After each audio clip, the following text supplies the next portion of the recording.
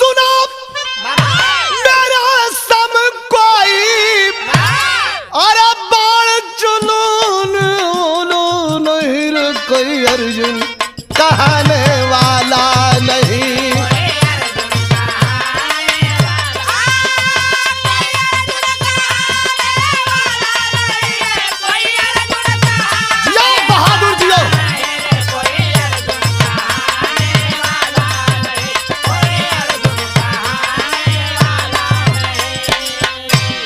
कहा मैंने विकट बाण रण में चलाया।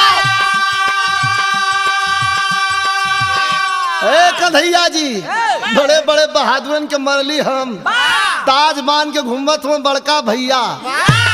कन्हैया जी हंसत हो नो हो लइका के तो घमंड हो गल। कहा मैंने विकट बाण रण में चलाया।